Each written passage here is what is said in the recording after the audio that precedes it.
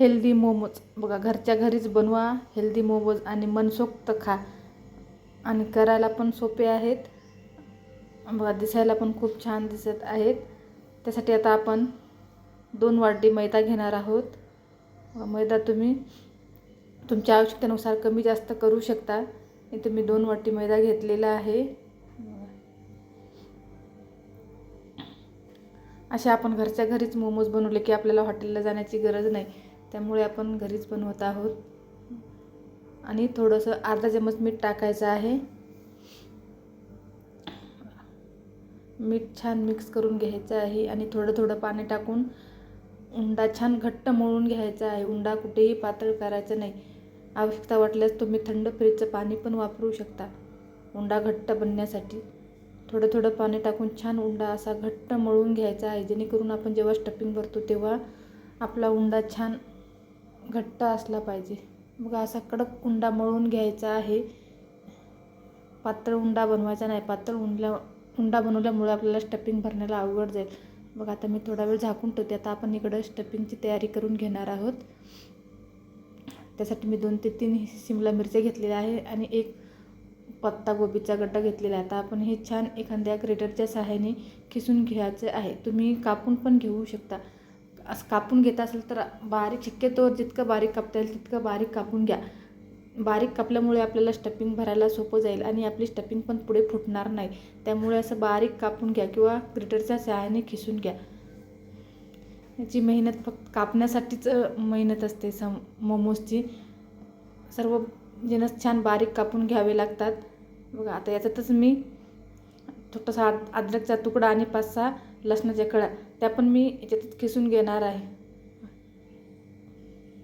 तुम्ही कुटून पण टाकू शकता किंवा बारीक छान कट करून पण टाकू शकता. मी खिसून घेत आहे. याच्यातच छान बारीक खिसून घ्यायचं आहे. छान झालेलं आहे. आता आपण याच्यात थोडी काळी मिर्च पावडर टाकणार आहोत. काळी मिर्च पावडर थोडीच टाकायची आहे आणि 1 चम्मच मीठ टाकल्यावर छान मिक्स करून घ्यायचं आहे. मीठ टाकल्यामुळे आता आपल्या मिक्सरला पाणी सुटत आहे. बघा छान पाणी सुटलेलं आहे. आता हे पाणी आपण छान पिळून वेगळं करायचं आहे. छान मिक्स झालेलं आहे आणि पाणी सुटलेलं आहे. पाणी छान पिळून घेऊ आता आपण. बघा किती ओलसर लागत आहे आपलं मिश्रण. आता पूर्ण पाणी असं पिळून साईडला काढून घेणार आहोत. त्यामुळे आपलं मिश्रण कोरडं होईल आणि आपलं स्टफिंग भरण्याला सोपं जाईल. पाणी असल्याने आपलं स्टफिंग फुटू शकतं, त्यामुळे पूर्ण पाणी काढून टाकायचं आहे. आता आपल्या आवडीनुसार आपण थोडी चटणी टाकणार आहोत आणि थोडं मीठ टाकणार आहोत. थोडी चटणी आणि मीठ टाकून छान मिक्स करून घ्यायचं आहे. छान व्यवस्थित मिक्स करून घेणार आहोत.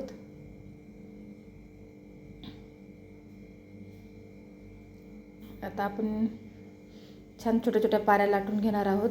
मैद्याच्या पिठाच्या छोटासा तुकडा घ्यायचा आहे आणि अशी छोटीशी पोळी लाटून घ्यायची आहे. बघा पारी छान अशी पतली लाटून घ्यायची आहे. उंडे छोटे छोटे घ्यायचे आहेत. अशा प्रकारे छान लाटून घ्यायचे आहे. तुम्ही एक मोठी पोळी लाटून आणि त्याने छोटे छोटे ग्लासच्या साहाय्याने किंवा वाटीच्या साहाय्याने असे छोटे छोटे तुकडे कापून पण गोल करून घेऊ शकता तुम्ही तुमच्या याच्यानुसार. आता आपण असं ताटात ठेवणार आहोत दुसऱ्या आणि जेवढी स्टफिंग मावते तेवढी स्टफिंग आपण त्यात भरणार आहोत. मी इथे साधारण 1 चम्मच स्टफिंग भरलेली आहे. आता त्याला अशा मिऱ्या पाडत पाडत सर्व बाजू सील करत जायचं आहे. बघा असे एक एक पदर घेत असं दाबत जायचं आहे. ते छान मिऱ्या पाडून घ्यायच्या आहेत. करायला खूप सोपं आहे. एकदा दोनदा प्रयत्न केले की जमून जाते. बघा असं नाही जमलं तर तुम्ही आपण जे नेहमीचे मोदक बनवतो त्या प्रकारे पण बनवू शकता. कोणताही आकार दिला तरी खायला सारखेच लागतात. बघा आता आपण एक प्लेट घेणार आहोत अशी जाळीची. त्याला छान तेल लावून घ्यायचं आहे. तेल लावल्यामुळे आपण जेव्हा उकळून घेतो त्यानंतर ते असे इझी काढल्या जातात, नाही तर चिपकण्याची शक्यता असते. त्यामुळे असं तेल चौकून लावून घ्यायचं आहे. आता तेल लावून झालं आहे. आपण करून ठेवलेले सर्व मोमोज चाळणीवर ठेवणार आहोत. व्यवस्थित चाळणीवर ठेवून घ्यायचं आहे. छान व्यवस्थित जेवढे मावतील तेवढे आपण चाळणीत ठेवून घेणार आहोत.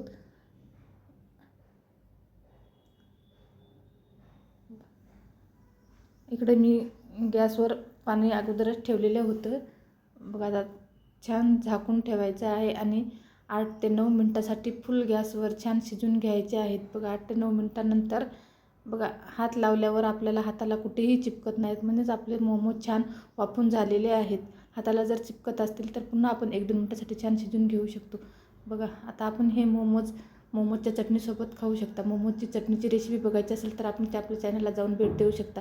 थँक्यू.